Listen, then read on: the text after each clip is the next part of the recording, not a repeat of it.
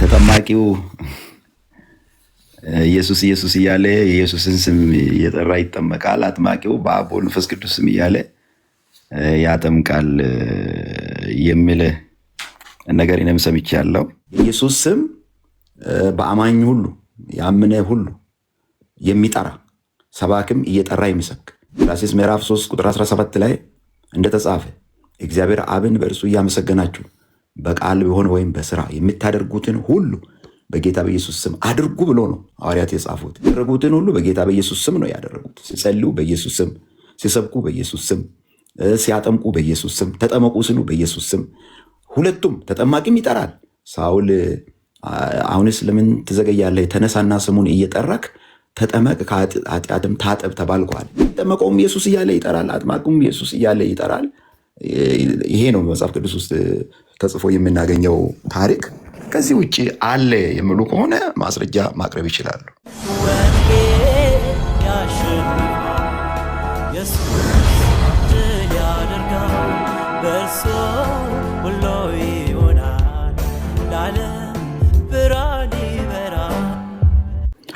እሺ፣ እግዚአብሔር የተመሰገነ ይሁን። እና እንደሱ አይነት ትምህርት በጣም ከውጥረት ከመጨነቅ የሚመነጭ ነው እና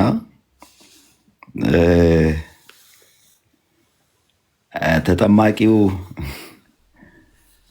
ኢየሱስ ኢየሱስ እያለ የኢየሱስን ስም እየጠራ ይጠመቃል። አጥማቂው በአብ በወልድ በመንፈስ ቅዱስ ስም እያለ ያጠምቃል የሚል ነገር እኔም ሰምቻለሁ።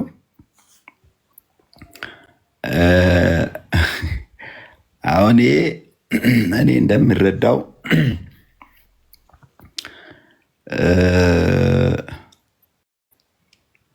አንድ ጊዜ ትንሽ ታናሽ ልጅ ነበረች እና አንድ የእግዚአብሔር ሰው ቤታችን መጥተው አብረን እንሄዳለን አላት። ከሳቸውም ጋር ለመሄድም ፈለገች።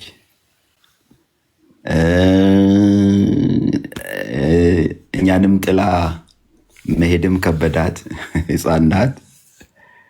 ከዛ በሁለት ሀሳብ ተጨንቃ እሳቸው ሲሄዱ ጮኸች ማለት ነው ብላ። ልማድን መተው በጣም ስለሚከብድ የኖሩበትን ነገር መተው ስለሚከብድ ይህንንም መተው ሲያቅታቸው ያንን እውነትም ከመጽሐፍ ቅዱስ ቆርጠው ለመጣል ሲያቅታቸው በዚህ በሁለቱ ነገሮች ውጥረት መካከል የመነጨ ሀሳብ ነው ይሄ። አጥማቂው በአብ ወልድ መንፈስ ቅዱስ ስም እያለ ያጠምቃል፣ ተጠማቂው ኢየሱስ ኢየሱስ እያለ ይጠመቃል የሚለው ማለት ነው። ተደርጎ የማያውቅ አሁን እዚህ ጋር ጥያቄ እናነሳለን። ምን የሚል ጥያቄ? እስቲ አጥማቂው በአብ በወልድ መንፈስ ቅዱስ ስም ብሎ ሐዋርያት እንግዲህ ስራ ሰርተዋል። ሐዋርያት ስራ የሚባል 28 ምዕራፍ ያለው መጽሐፍ ተጽፏል። ብዙ አብያተ ክርስቲያናትን መስርተዋል። በብዙ አገሮች ወንጌልን ሰብከዋል። ቸርቾች ተመስርተዋል። እስቲ በቸርች ደረጃ ሳይሆን በነፍስ ደረጃ አንድ ነፍስ ከሐዋርያ መካከል ከ12ቱ ሐዋርያት መካከል አንድ ሐዋርያ በአብ በወልድ በመንፈስ ቅዱስ ስም አጠምቅሃለሁ ብሎ ያጠመቀበትን ታሪክ፣ መቼም ታሪክ ይጻፋል። የሐዋርያት ስራ የሚል ታሪክ ተጽፏል። በሐዋርያት ስራ መጽሐፍ ማለት ነው። ታሪክ ይጻፋል እና ሐዋርያት የሰሩት፣ ሐዋርያት የጸለዩት፣ የደረሰባቸው ስደት ያልተጻፈ ነገር የለም። የሐዋርያት ስራ፣ ሐዋርያት የሰሩት ስራ ተጽፏል እና የተጻፈበትን ታሪክ ብዙ አንፈልግም እኛ 3000 አንልም። አንድ ነፍስ በአብ በወልድ መንፈስ ቅዱስ ስም ተብሎ የተጠመቀውን አጥማቂ አብ ወልድ መንፈስ ቅዱስ እያለ እየጠራ ያጠመቀውን ማስረጃ ያቅርቡ። ያ ማስረጃ መቅረብ ሲችል ነው እኛም አይ ትምህርቱ መለኮታዊ ነው፣ መገለጥ ነው፣ መጽሐፍ ቅዱሳዊ ነው ብለን መቀበል የምንችለው። ይህንን ማቅረብ ስለማይችሉ አንድ ነፍስ ከሐዋርያት መካከል አንድ ሐዋርያ በአብ በወልድ በመንፈስ ቅዱስም አጠምቃለሁ ብሎ አሁን ሰዎቹ እንደሚያጠምቁት ያጠመቀ ከሐዋርያት መካከል አንድ ሰው የለም፣ የተጠመቀም አንድ ሰው የለም አለ ካሉ እሱን ያቅርቡ። ማቅረብ ካልቻሉ ፍልስፍና መሆኑን አውቀው እንደማያዋጣቸው አውቀው ወደ አንዱ ጥምቀት በኢየሱስ ስም ወደሚከናወን ጥምቀት ይመለሱ እና ለኃጢአታቸው ስርየት በኢየሱስ ስም ተጠምቀው ታጥበው ለእግዚአብሔር መንግሥት ዳግም ተወልደው ይዘጋጁ እንላለን። የኢየሱስ ስም በአማኝ ሁሉ ያመነ ሁሉ የሚጠራ ሰባክም እየጠራ የሚሰብክ ቆላስይስ ምዕራፍ 3 ቁጥር 17 ላይ እንደተጻፈ እግዚአብሔር አብን በእርሱ እያመሰገናችሁ በቃል ቢሆን ወይም በስራ የምታደርጉትን ሁሉ በጌታ በኢየሱስ ስም አድርጉ ብሎ ነው ሐዋርያት የጻፉት። ያደረጉትን ሁሉ በጌታ በኢየሱስ ስም ነው ያደረጉት። ሲጸልዩ በኢየሱስ ስም፣ ሲሰብኩ በኢየሱስ ስም፣ ሲያጠምቁ በኢየሱስ ስም፣ ተጠመቁ ስሉ በኢየሱስ ስም። ሁለቱም ተጠማቂም ይጠራል። ሳውል አሁንስ ለምን ትዘገያለህ? ተነሳና ስሙን እየጠራክ ተጠመቅ፣ ከኃጢአትም ታጠብ ተባልኳል። እና የሚጠመቀውም ኢየሱስ እያለ ይጠራል፣ አጥማቂውም ኢየሱስ እያለ ይጠራል። ይሄ ነው መጽሐፍ ቅዱስ ውስጥ ተጽፎ የምናገኘው ታሪክ። ከዚህ ውጭ አለ የሚሉ ከሆነ ማስረጃ ማቅረብ ይችላሉ።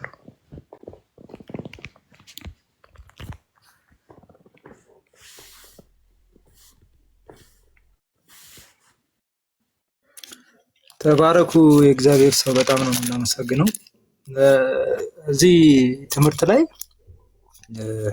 መጽሐፍ ቅዱስ ሐዋርያት ሥራ ምዕራፍ 19 ላይ የኤፌሶንን ሰዎች ሐዋርያው ጳውሎስ በኤፌሶን ባገኛቸው ጊዜ ቁጥር 5 አካባቢ ላይ ይህንን በሰሙ ጊዜ በጌታ በኢየሱስ ስም ተጠመቁ ይላል። ይህንን ክፍል በእንግሊዝኛው በፓሲቭ ቮይስ ነው የሚያስቀምጠው። አጥማቂው ጳውሎስ ነው። ተጠመቁ ይላል በጌታ በኢየሱስ ስም። ስለዚህ ያ አጥማቂው በጌታ በኢየሱስ ስም ነው ያጠመቃቸው ማለት ነው። ይህንን ቨርሰስ በደንብ ቢያዩት እንደዚህ አይነት ቅድም እንደተባለው አይነት በእግዚአብሔር ቃል በኢየሱስ ስም ብቻ ተጠምቀው ነበር እንጂ የሚል ቃል በቃል ተጽፎ እያለ ይሄ ክፍል አለና አይ በኢየሱስ ስም አይሆንም ሙሉ በሙሉ ካልናቸው ሰው እየነቃ ነው፣ ትውልዱ እየጠየቀ እየመጣ ስለሆነ ችግር ይፈጠራል፣ የነሱንም እንቀበል፣ እኛ ያልነውም ደግሞ አይቅር ነው ነገሩ። ልክ እንደ አንድም ሶስትም እንደሚባለው እና በጣም ትውልድ ያስተውል ነው የምንለው እኛ። ጥያቄ ያላችሁ አሁንም ግቡ። ቢሾፕም ስላሉ ሞዴሬተሮች ያስገቧቸውና አንድ ቁጥር ጻፉና ጥያቄ ያላችሁ ይመለስላችኋል። ግቡ ነው የምንለው። ተባረኩ። የእግዚአብሔር ሰው በጣም ነው የምናመሰግነው። አሜን።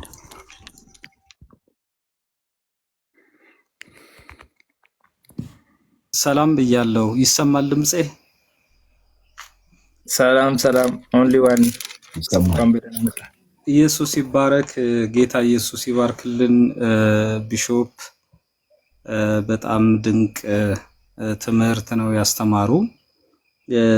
እኔ እንኳን አንድ ትዝብት ስላለኝ ነው አጥማቂው ተጠማቂው የሚባለው ነገር ሎጂክ ነው ብዬ ነው ማምነው። ለምንድን አብዛኞቻችን እንደዚህ ብለው አሁን ከሚያስተምሩ ከነዛ ስለመጣን አጥማቂና ተጠማቂ የሚባል ፕራክቲካሊ ራሱ አሁን የሚባለው እንግዲህ እውነት ካወራን አጥማቂው የሚጠራው ስም አለ፣ ተጠማቂው የሚጠራው ስም አለ ብለው መጽሐፍ ቅዱስን ጠቅሰው ሲናገሩ እኔ በዚህ ዘመን ምስክር ሆኜ ከዛሬ 20 ዓመት በፊትም ቲል ናው እንዲህ አይነት የአጥምቆ ስርዓት እንኳን የላቸውም ብዬ በድፍረት መናገር ይችላል።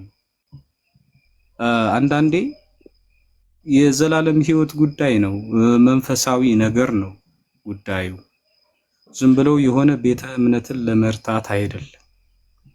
ለእውነት ነው የምንቆመው ከተባለ እኛ በነበርንበት ጊዜ በዚህ ዘመን በዚህ ትውልድ አጥማቂ ተጠማቂ የሚባል በስም የተከፋፈለ እንደዛ አይነት ያጥምቆ ስርዓት አይቻለው። ውሸት ነው።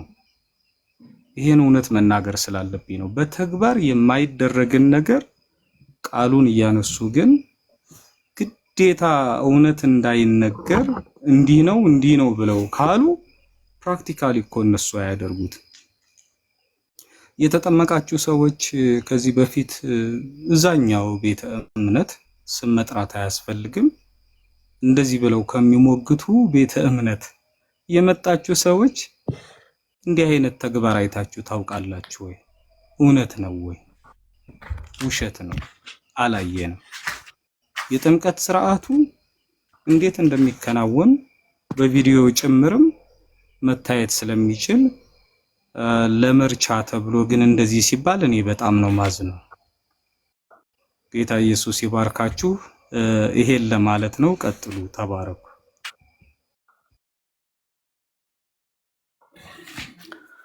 ጥሩ። እዛ ላይ አንድ ነገር ልበል።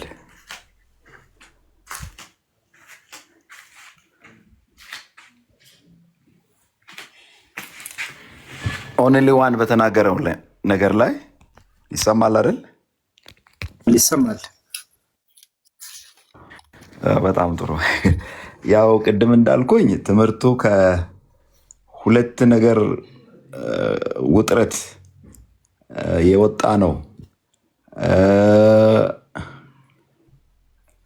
ትውልዱ የነቃ መጣ፣ ከእጃቸው ሊያመልጥ ነው። የራሳቸውን ደግሞ ማፍረስም ከበዳቸው። እውነቱ ግልጽ ነው፣ የተጻፈ ነው፣ ተጨባጭ ነው። ከዚህ ጭንቀት የመነጨ ትምህርት ነው ይሄ ትምህርት። ጥሩ። እንግዲህ ያው ቅርብ ጊዜ የተነሳ ትምህርት ነው። ተጠማቂው ለመዳን ኢየሱስ ኢየሱስ እያለ የኢየሱስን ስም እየጠራ መጠመቅ መጽሐፍ ቅዱሳዊ አስተምህሮ ከሆነ ለመዳን የኢየሱስን ስም እየጠራ የኃጢአቱን ስርየት እንዲቀበል መጠመቅ አለበት የሚለው ነገር ከታመነበት አምነውበት ያስተማሩት ትምህርት ከሆነ ከዚህ በፊት በአብ በወልድ በመንፈስ ቅዱስ ስም አጠምቅሃለሁ ብቻ ተብለው የተጠመቁት የት ደርሰዋል፣ የት ገቡ የሚለውን ጥያቄ እናነሳለን ማለት ነው። የአብ የወልድ መንፈስ ቅዱስ ስም ጥምቀት ከጀመረ በጣም ቆይቷል እና ከዛ ጊዜ ጀምሮ የአብ የወልድ መንፈስ ቅዱስ ስም ጥምቀት ከጀመረበት ጊዜ ጀምሮ ይሄ ትምህርት እስከ መጣበት ጊዜ ድረስ የነበሩ የተጠመቁት የት ገቡ የሚለውን እንጠይቃለን ማለት ነው። ተጠማቂው የኢየሱስን ስም እየጠራ ሲጠመቅ የምድን ከሆነ ይሄን አምነውበት የሚያስተምሩ ከሆነ እነዛዎቹ አልዳኑም፣ ሁላቸውም ሲኦል ገብተዋል ማለት ነው። ሲኦል ገብተዋል ማለት ነው። ስለዚህ ትውልዱ ይህንን መጠየቅ አለበት። ዝም ብሎ አሜን ብቻ ማለት ሳይሆን እሺ እኛ እስከ እንግዲህ የምንጠመቀው ተጠማቂ የኢየሱስን ስም እየጠራ ይጠመቃል። ይሄ ትምህርት ከመምጣቱ በፊት የተጠመቁት ምን ሆኑ፣ የት ደረሱ የሚለውን ጥያቄ ትውልዱ መጠየቅ አለበት እላለሁና ይህንን ለመጨመር ነው። ቀጥሉ። ኢየሱስ ይባርክልን። ቢሾፕ እውነት ነው። ምድር ላይ ያለ ነገር ሊካድ አይችልም። እንዲህ አይነት ልምምድ የለም፣ አልነበረም። እኔ ይሄን መመስከር እችላለሁ።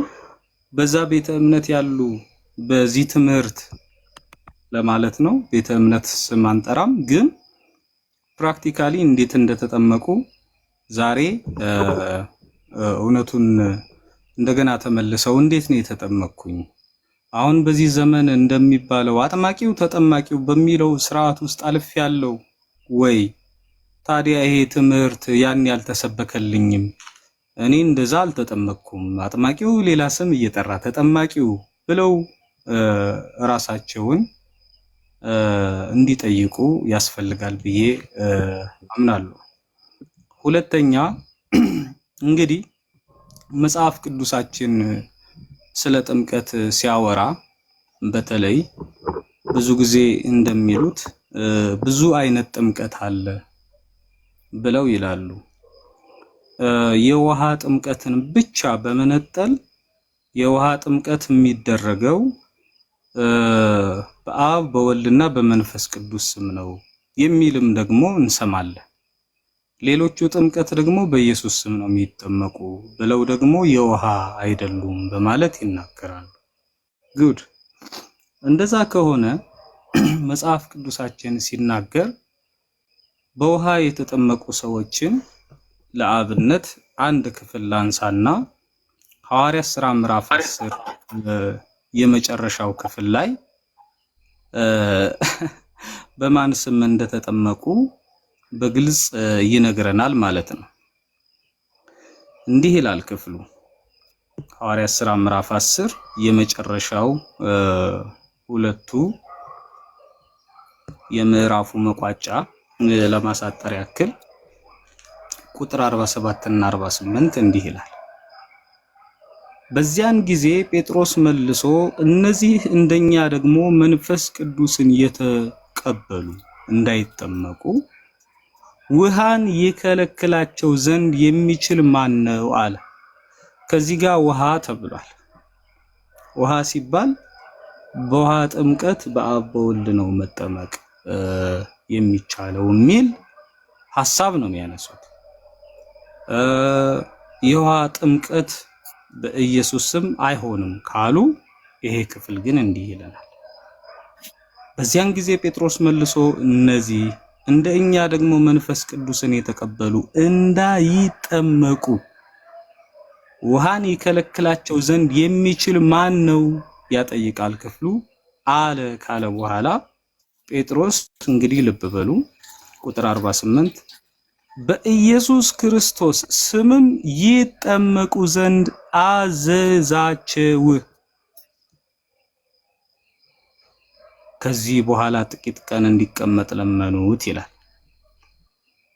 አጥማቂው በኢየሱስ ክርስቶስ ስም እንደነሱ ትምህርት ማዘዝ አይችልም።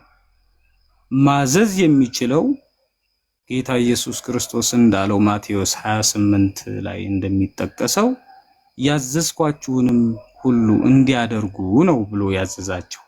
ያን ክፍል አጥምቁ ብሎ ሲናገር ይሄ ትእዛዝ ይጠበቃል። የሚጠመቁም ደግሞ ይሄን ትእዛዝ እንደሚቀበሉ ነው። ያ ክፍል ግን በዚህ ክፍል መሰረት የተሻረ ነው። ለምን?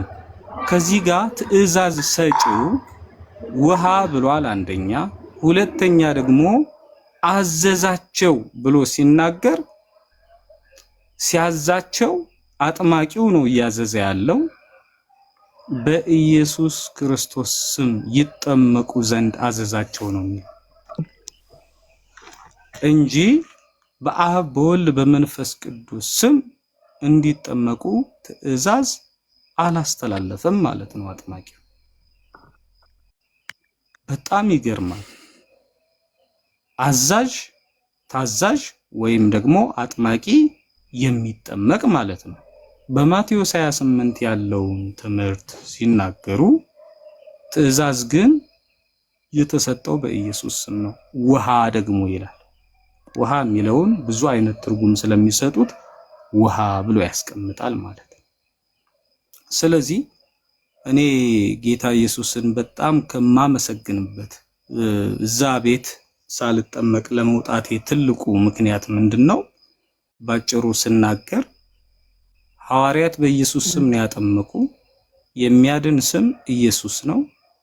ጴጥሮስን ልክ በዚህ ደረጃ ሐዋርያ ጳውሎስም አሁንስ ስለምን ትዘገያለህ? ስሙን እየጠራ ተጠመቅ፣ ከኃጢአትም ታጠብ የሚለውን ቃል ተቀብሎ እነርሱ ያመኑትንና ያደረጉትን በመከተል እንጂ እነሱ ያልተቀበሉትንና ያላስተማሩትን አልቀበልም፣ ስለዚህ እንደዚህ በሚል ስም አልጠመቅም ብዬ ስል ነው የወጣሁት። አይ እኛ በዚህ ስም እናጠምቀሃለን፣ አንተ ደግሞ ኢየሱስ የሚለውን ትጠራለህ የሚልም ድርድር አልበቃም። ይህን ባለመቀበሌ በብዙ ውግዘት በብዙ ጥላቻ ነው የወጣሁት። ይሄ እውነት በኢየሱስ ፊት የምናገረው ነው ማለት ነው። ክብር ለኢየሱስ ይሁን። ወንጌል ያሸንፋል፣ ኢየሱስ ድል ያደርጋል፣ በእርሱ ሁሉ ይሆናል።